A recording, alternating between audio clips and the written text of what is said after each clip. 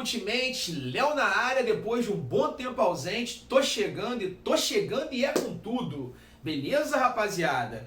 Vamos começar a gravar, gente. Vamos começar a gravar uma série de vídeos para o canal com uma série de temas que eu acho que seja relevante para o vestibular, tá? Antes de mais nada, tava com muita saudade de todos vocês. Sei que vocês estavam com saudade de mim para falar, não adianta mentir não, que eu sei.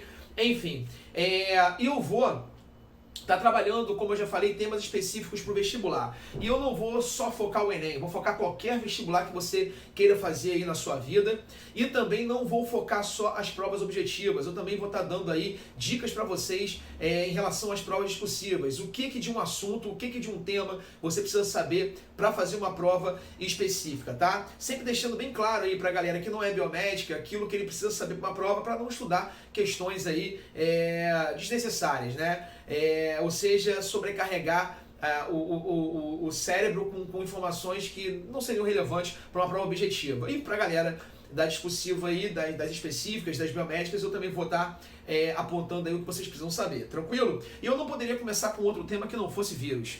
Vírus sempre foi uma questão clássica de vestibular, e agora mais do que nunca, né? Vivemos uma pandemia, não a primeira e não será a última, né? Se o homem, se a sociedade não mudar, né, de forma significativa, principalmente nas questões ligadas ao meio ambiente, nós veremos outras pandemias e talvez piores do que estamos vivendo essa, né? Mas se Deus quiser, essa pandemia vai acabar. É bem provável que no próximo ano já tenhamos uma vacina para imunizar a galera e voltarmos à nossa vida, beleza? Mas até lá, se mantém em segurança, tá? Então vamos lá, rapaziada. Antes de mais nada, eu coloquei aqui como definição que vírus são entidades biológicas constituídas de material genético e proteína. E é isso, o vírus é isso. Léo, o vírus é um ser vivo? Galera, olha só, não há uma definição para isso. Tanto é que vírus não tem reino. Você tem reino para bactéria, para protozoário, para fungo, para animal, vegetal, para vírus não. Ué, mas por que não se tem ainda essa definição? Porque você tem aí uma entidade que tem características, né, que as aproximam do ser vivo, mas também características que as distanciam. Então você tem aí a capacidade de reprodução, mutação e adaptação, que é uma característica de todo ser vivo. Por outro lado, você tem uma entidade que é a celular. Não tem célula, não tem estrutura celular. E pela definição, né, de vida, todo ser vivo tem que ter pelo menos uma célula. E vírus não tem. Não é isso? Então como é que você vai defini-lo como ser vivo? Então é uma discussão ainda em relação a isso. Tranquilidade? Agora vem comigo aqui, olha só. Quando eu falo material genético, cuidado. DNA ou RNA. DNA ou RNA. Ah, Léo, qual é o mais perigoso? Gente, essa pergunta não existe. Você tem vírus de DNA que são perigosos e vírus de RNA que são perigosos. A varíola, erradicada graças à vacina, vamos deixar bem claro, é um vírus perigoso. Alguns laboratórios do mundo ainda têm exemplares da varíola, né? É um vírus perigoso, beleza? Mas está erradicado, né? E no RNA você tem um monte de vírus que é perigoso. Você tem ebola, entre outros. Então, enfim, você tem vírus perigosos nos dois grupos. Só que tem um detalhe. Quando fala DNA e RNA, você tem vírus que variam muito em relação à quantidade, assim, a constituição da molécula. Você tem DNA fita dupla, vírus DNA fita simples, vírus RNA fita dupla, vírus RNA fita simples. Ah, Léo, isso é relevante saber? Gente, de forma sincera, não. Mais curiosidade, tá? Isso aí não costuma cair. Esse tipo, se essa fita dupla, fita simples, isso não costuma cair. Outras questões ligadas ao material genético caem, depois eu vou falar sobre isso, tá? Então fica tranquilo em relação a isso. Outra coisa, o maior problema aqui, galera, é que o RNA, o vírus de RNA, ele é um vírus com uma capacidade de mutação maior, né? O RNA é uma molécula instável, é uma molécula que sofre mutação com uma certa constância. Sendo assim, cara, você vai ter um vírus que tem uma taxa mutacional um pouco maior. Então, assim, criar vacinas para vírus de RNA é sempre uma complicação maior, né? Criar vacina para vírus de RNA é mais complicado. Por quê? Porque ele é altamente mutagênico. Ah, não existe? Claro que existe. Você tem vacina da gripe, que é um vírus de RNA. Só que você tem uma vacina todo ano, né? Então, enfim, você tem aí uma questão ligada mais à questão da vacina, né? Aquela questão aí de vírus com maior taxa de mutação e aí uma vacina ser eficaz ou não, isso é mais complicado para esse tipo de vírus. Mas existe, né? O coronavírus é um vírus de RNA, a vacina aí tá vindo e se Deus quiser vai vir com com uma boa resposta imunológica e tudo mais. Em relação à vacina, soro, essas questões imunológicas, relaxa. Eu vou fazer uma aula só sobre isso, tá? Só sobre imunologia. Vamos trabalhar a imunidade ativa, passiva, vamos ver alguns conceitos sobre imunidade, que é importante, que também provavelmente deve vir nas provas de vestibular aí. Beleza? Agora vem comigo aqui, olha só. O vírus não tem metabolismo próprio. Por essa razão, ele é um parasita intracelular obrigatório. Como ele não tem metabolismo próprio, ele não consegue produzir sua proteína. Então, o vírus fora do corpo, ele é o que nós chamamos de vírion. Vírus fora do corpo é um vírion. Isso aqui é mais nomenclatura decoreba, tá? Então, também não se preocupe tanto com esses nomes. Vírion não costuma cair, mas desencargo de consciência tá aí. Então, o vírion é o vírus fora do corpo. Como ele não tem capacidade metabólica, ou seja, ele não tem metabolismo próprio, ele não consegue produzir sua própria proteína, ele precisa de uma célula. Né? Então ele é um parasita intracelular obrigatório, por quê? Porque ele vai encontrar na célula todo o maquinário biológico que vai permitir que ele produza suas proteínas, replique seu material genético e com isso se multiplique. Beleza? E um detalhe, Léo, se eu quiser cultivar bactéria em laboratório, o que eu faço? Você pega uma placa de Petri, bota nutriente, joga a bactéria, deixa lá algum tempo, quando você vê, meu irmão, tem um monte. Por quê? Reprodução assexuada, aquilo cresce. Aí se eu quiser vírus, é só botar nutriente também? Não, meu filho, não adianta nada. Se eu colocar nutriente na placa de Petri e colocar o vírus, ele multiplica? Não, por quê? Porque não tem célula, pô. Não adianta, ele não tem metabolismo próprio. Ele precisa estar numa célula. Então não adianta nada você colocar em placa de Petri nutriente, não vai acontecer nada. Ele precisa ter célula, beleza? Para ele entrar e poder se multiplicar. E detalhe, não é qualquer célula não. Tem que ser uma célula que tenha receptores para as suas proteínas ligantes, né? Ou seja, o vírus é altamente específico. Então ele vai infectar células específicas. Às vezes você tem vírus que infectam mais de um grupo de células que tem esse receptor para ele. Né? O coronavírus é um exemplo. Ele vai infectar pulmão, coração, rim, intestino. Então é um vírus que ele é multissistêmico. Tranquilo? Ele tem várias células ali que tem receptor para ele. Mas o vírus é específico. Ele não vai infectar qualquer célula, não. Ele precisa ser reconhecido. Tranquilo? Uma coisa também importante é o seguinte. Como esse cara não tem metabolismo próprio, não existe medicamento que mata vírus, gente. Não tem, pô. Ah, eu tô com uma bacteriose, eu vou tomar um antibiótico e fiquei curado. Sim, bactéria tem metabolismo próprio, então o antibiótico vai atuar em algum evento metabólico ali, né, em algum processo metabólico ali. Mas vírus não tem metabolismo, então não existe medicamento que mata vírus. Ah, mas eu tomei Novalgina quando eu estava com febre. Tá, você vai tomar remédio para combater os sintomas secundários. É óbvio.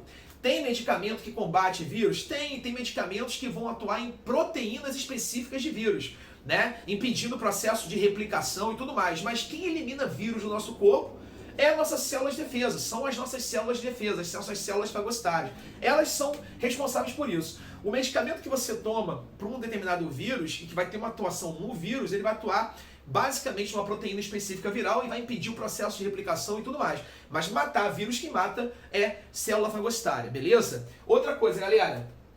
Aqui eu fiz uma composição de um vírus no qual eu botei um vírus envelopado. Ah, Léo, você não falou de envelope lá em cima. Sim, porque nem todo vírus é envelopado. Alguns são, outros não. Tá, mas como é que forma esse envelope? Galera, esse envelope aqui é membrana plasmática. Isso aqui é fosfolipídio. Ué, mas peraí, mas vírus não tem célula, não tem membrana? Exatamente, essa membrana vem da célula que ele estava infectando. Então, quando ele sai da célula que ele estava infectando, alguns vírus levam um pedaço da membrana com eles, aí é um vírus envelopado. E aí você nota que aqui você tem um envelope, aqui você tem um capsídeo, aqui você tem o material genético e aqui você tem as proteínas que são fundamentais para o vírus infectar uma célula. Tudo bem? Então você tem uma proteína que é fundamental para o vírus entrar numa célula. Agora um detalhe, olha só. Quando eu pego capsídeo mais material genético, DNA ou RNA, não esqueça disso, eu vou ter uma estrutura que eu chamo de núcleo capsídeo. Agora um outro detalhe importante, galera, olha só. Você já deve ter, claro, né, o que se fala muito hoje de coronavírus é uma das coisas que se fala bastante de coronavírus, das questões profiláticas, né? Além de usar máscara e tudo mais, tem aquela questão de lavar sempre a mão. Higienizar a mão ou com sabão, né, ou com álcool. Por que isso, galera? O coronavírus é um vírus envelopado. Né? E aí ele tem aquelas proteínas S nesse envelope para poder, né, infectar a célula. E como ele é um vírus envelopado e no envelope estão as proteínas que vão infectar, que vão fazer com que o vírus entre na célula, uma vez que eu lave a minha mão com sabão, por exemplo, esse sabão destrói esse envelope, destrói essa estrutura, porque isso aqui é fosfolipídio.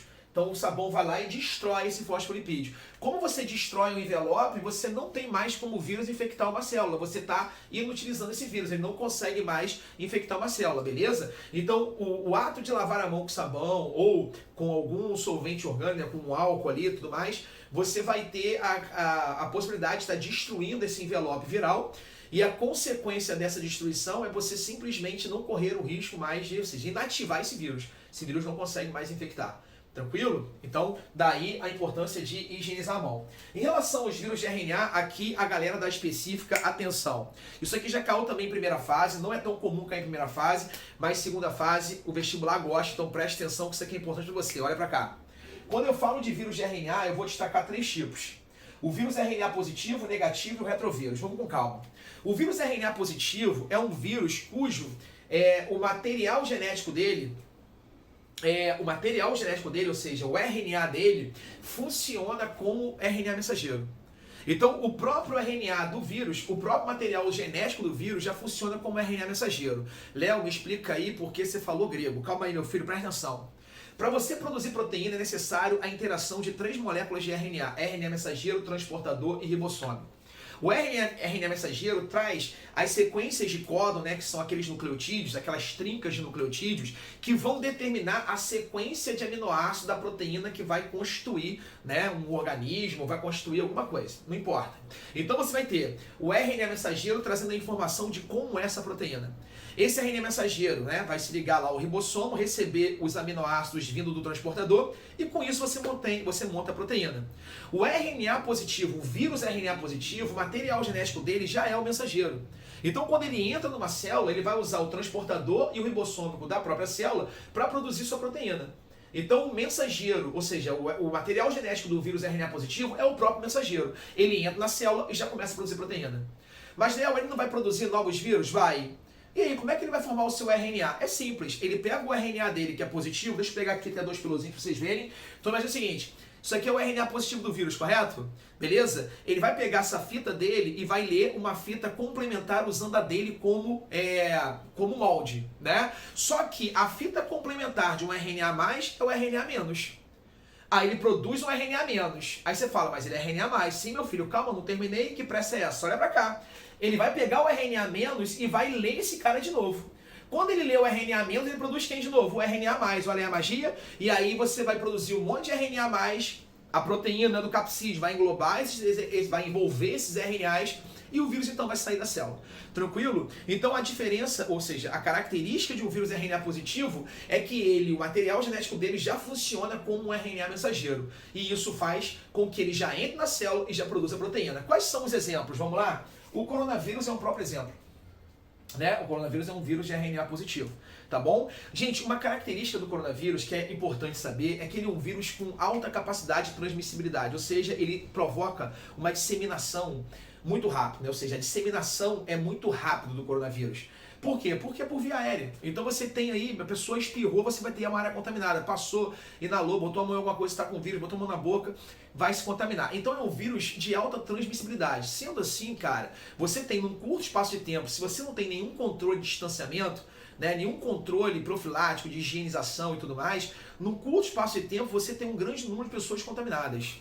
E aí o que acontece, galera? É bem verdade que a maior parte das pessoas contaminadas não tem sintoma ou tem sintomas leves. A maior parte, sem sombra de dúvida.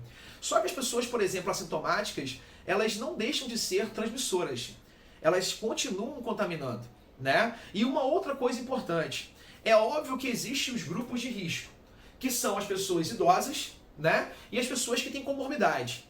Ah, Léo, a pessoa tem comorbidade, mas não é idosa, é grupo de risco? Claro que é. A pessoa é idosa e tem comorbidade. Isso potencializa um possível problema maior para essa pessoa. É óbvio que nem todo idoso que adquiriu o vírus, né, se contaminar com o vírus, vai vir a ter uma forma grave da doença. Pode acontecer de não ter nada, ter quadro leve. Né? Da mesma forma, pode acontecer de crianças, jovens adultos, sem nenhuma comorbidade, apresentar um quadro grave e até morrer da doença. Sendo assim, é um vírus que ainda você tem mais perguntas do que respostas. E por essa razão é muito importante se manter manter as ações, né, recomendadas, né? Ou seja, distanciamento social, isolamento social, a higienização, né? Até sair uma vacina ou um tratamento mais específico, um tratamento de fato comprovadamente funcional. Ainda não há. Né? Você tem aí algumas pesquisas que mostram, recentemente saiu, que corticoide tem boa atuação em quadros mais sérios, beleza? Mas é um vírus que ainda tem muita pergunta. E um detalhe, como esse vírus tem um potencial de transmissão muito grande, né? E uma parte dessa população infectada vai necessitar de hospitalização e algumas até de intubação, você tem, sendo um vírus com alta transmissibilidade, um número de pessoas que vão necessitar de internação e necessitar de, enfim, de intubação muito maior. E isso faz com que você colapse o sistema de saúde. Então o sistema de saúde muitas vezes entra em colapso devido à alta transmissibilidade do vírus. Portanto, o seguinte, galera, o coronavírus, por mais que tenha uma letalidade relativamente baixa, ele tem o potencial de provocar o colapso do sistema de saúde. Por isso, mais uma vez, as ações de prevenção desse vírus, da circulação desse vírus é muito importante. Né? Daí entra o distanciamento social, a quarentena, que são medidas comprovadamente eficazes. Beleza? Agora observa, olha só. Aqui eu botei dengue, zika, febre amarela e chikungunya, puxei uma setinha e chamei de arbovírus. O que é isso? Arbovírus são vírus que são que tem um vetor de transmissão que é um inseto, um artrópode. Beleza? Então, nesses casos, você vai ter o agente transmissor, ou seja, o vetor, sendo o Aedes aegypti, que é o mosquito. Com um detalhe, rapidamente, a febre amarela transmitida pelo Aedes aegypti é a febre amarela urbana, que está erradicada por vacina também. Ou seja, a febre amarela que surge um canto ou outro são as febres amarelas silvestres, provocadas por um outro vetor, que também é um mosquito chamado hemagogos. Agora observa aqui, olha só, isso é importante saber. Quando eu falo, por exemplo, dessas doenças, existem algumas profilaxias que devem ser feitas. Não deixar água parada, tudo aquilo que você já ouviu, né? O uso de tela de proteção e tudo mais. No caso da dengue, você tem 4 serotipos aí conhecidos, né? 4 tipos de vírus conhecidos. E um detalhe, cara, você tem na dengue a forma mais grave sendo a hemorrágica, ou seja, a dengue hemorrágica, ela promove lesão no endotélio, porque ela vai infectar o endotélio, e quando ela rompe o endotélio, você começa a ter sangramento, né? Hemorragia. Você começa a fazer com que a plaqueta se agregue nessas regiões para conter essa hemorragia. O problema é que muitas vezes essas lesões acontecem em vários pontos do seu corpo. Qual é o resultado disso? O resultado disso é que você tem vários pontos de hemorragia. E aí, meu amigo, um abraço, né? Você vai ter problemas relacionados a isso aí. Se você não tiver o corpo reagindo de forma satisfatória, você vai acabar sucumbindo à doença. Tranquilo? Outra coisa, Zika, o maior problema estão em gestantes, não é isso? Então você tem aí a microcefalia, a mulher em fase final gestacional que pegou o Zika vírus, vai apresentar, o filho pode apresentar problemas neurológicos, né? Porque você sabe que o vírus acaba estando presente no sistema nervoso. Então é um vírus enjoado, que tem que tomar todo o cuidado com ele. Em pessoas adultas, né, jovens adultos, já foi verificado que esse vírus ele tem aí uma propensão a desencadear uma síndrome chamada Guillain-Barré, né, que é uma síndrome autoimune que a pessoa pode ter depois que adquire o Zika vírus, né? Então, enfim, é um vírus que também requer um certo cuidado. Tudo bem? A chikungunya, basicamente, aí você tem aí dores na articulação, em alguns casos necessitando fazer fisioterapia e tudo mais, tá? Então são exemplos de vírus RNA positivo que você pode botar na prova. E aí o que saber? Basicamente do vetor de transmissão, Aedes aegypti, formas de profilaxia, tanto em provas objetivas quanto discursivas, tá? Isso costuma cair e não é tão difícil. A minha aposta, obviamente, é o coronavírus, né? Então, saber formas de transmissão, as medidas profiláticas, isso é importante saber para o coronavírus, tudo bem? Beleza. Quando fala-se de vírus RNA negativo, galera, pensa comigo, se o RNA positivo já é o mensageiro, o RNA negativo tem uma fita complementar do mensageiro, ele não é o mensageiro. O mensageiro vai ser a fita complementar à sua. Ah, Léo, explica direito? Eu explico. Quando um vírus RNA negativo entra numa célula, ele precisa ler essa fita, ou seja, ele precisa formar uma fita complementar usando a dele como modelo. Então tá aqui o negativo, eu formei uma fita complementar usando a negativo como modelo, essa fita é a positiva. Sendo essa fita positiva, ela vai produzir minha proteína, ou seja, a proteína viral, e esse vírus então vai se replicar. O mesmo modelo que o outro depois, né? Pega a positiva, volta para a negativa para produzir os novos vírus, tudo bem? A diferença é que o RNA positivo já é o mensageiro. O RNA negativo é diferente do mensageiro, então você vai ter o mensageiro sendo a sua fita complementar. Exemplos de vírus RNA negativo. Eu tenho aqui, ó, ebola, raiva e sarampo. Sarampo tá até voltando porque existe aí um movimento antivacina que é um perigo, um risco, né? Então doenças que estavam controladas, até erradicadas, tendem a voltar porque as pessoas estão deixando de tomar vacina. Isso é um grande problema e, enfim, vacina é fundamental porque graças a ela diversas doenças foram erradicadas, tá? Outra coisa, a raiva, o vírus da raiva é um vírus extremamente agressivo, letalidade altíssima, dificilmente alguém escapa da morte. Eu conheço pouquíssimos casos de pessoas que conseguiram sobreviver fazendo um protocolo aí de deixar a pessoa em coma induzido, usar soroterapia, mas é um vírus extremamente agressivo e a contaminação é basicamente por mordida, né? Arranhão, lambedura de cachorro ou de gato contaminado ou morcego, né? Os animais domésticos, o risco é menor porque existe a vacina, né? Então o animal é vacinado. Então você previne, você impede o problema, né? Mas morcego, área de morcego hematófago, por exemplo, você vai ter aí casos de animais ou até pessoas sendo contaminadas. E aí é uma doença séria que tem aí um controle epidemiológico forte, né? Porque é uma doença letal, beleza?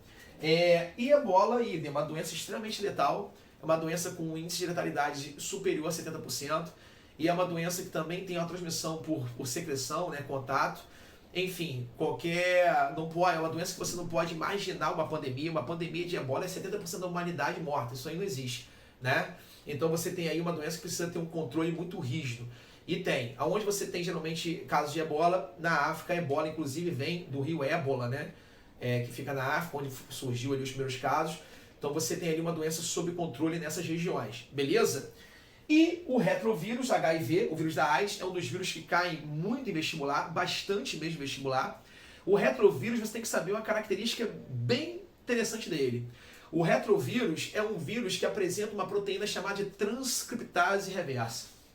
Não só ela, tá? Tem a integrase, a protease, mas a transcriptase reversa é a proteína ali, cara, que todo vestibular gosta. E a transcriptase reversa é uma proteína que tem como finalidade converter o RNA viral em DNA viral. Então essa proteína ela vai transformar o RNA do vírus em DNA do vírus. Nosso corpo não é capaz de fazer isso. Essa enzima faz uma transcrição inversa, daí o nome transcriptase reversa, né? O que nós fazemos? O nosso DNA produz RNA. O que esse vírus faz? O RNA produz DNA, é o processo inverso. Né? De DNA para RNA, o nome do processo é transcrição. O que esse vírus faz? Uma transcrição contrária. Por isso o nome da enzima, mais uma vez, transcriptase reversa. Tranquilidade? Então olha só, você tem essa enzima principal e ele vai fazer isso. Qual é o principal problema do HIV? Uma IST, né? Uma infecção sexualmente transmissível, e o vírus HIV, galera, ele é complicado, por quê? Porque ele infecta exatamente uma das principais células de defesa do nosso corpo, que é o CD4.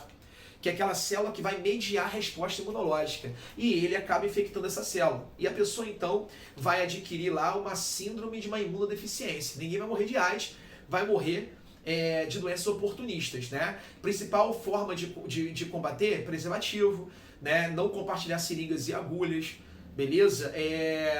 Fiscalização em bancos de sangue, tudo mais. Você que vai fazer sua unha, é importante que você tenha o seu material. Se não tem, aonde você vai fazer, que é importante que tenha material descartável, autoclave, para fazer uma esterilização eficiente. Né? Então é uma doença que hoje tem tratamento eficaz, mas o tratamento ele envolve diversos efeitos colaterais, né? Porque são medicamentos fortes. Mas é um tratamento eficaz, tá? Mas mesmo assim, a AIDS é uma doença extremamente grave. Tá? Então, enfim, é sempre importante manter os eventos profiláticos, as medidas profiláticas. Um detalhe aqui que eu coloquei, galera. Aqui eu representei basicamente a replicação de um vírus HIV. Então, observa, o vírus entrou na célula, aqui está o RNA viral, ele vai sofrer ação da transcriptase reversa. E o que vai acontecer?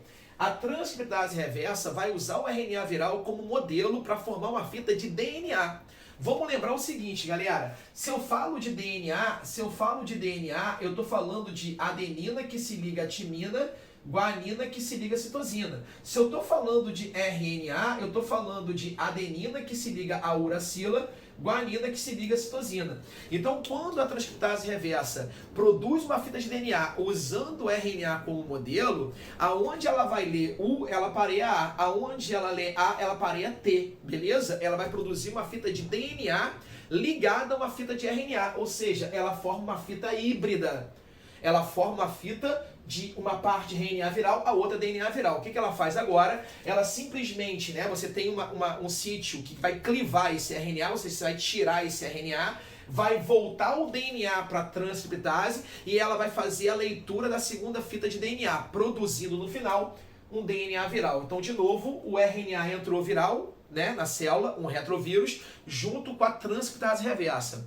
Essa enzima usa o RNA viral para formar uma fita de DNA complementar, formando então uma fita híbrida de RNA viral, DNA viral. Em seguida, a transcriptase tem um sítio que cliva esse RNA, que tira esse RNA e faz a complementação da fita de DNA, formando então uma fita dupla de DNA viral. Em seguida, uma outra proteína chamada integrase integra o DNA viral ao DNA da célula. Nesse momento, esse vírus começa a usar o maquinário celular para produzir de novo um RNA mensageiro viral, que produz uma proteína gigante, que será clivada, quebrada pela protease viral também, informando aí os novos vírus que saem dessa célula e infectam outras. Beleza? O mais importante é você ter na cabeça a transcriptase reversa. Tranquilo?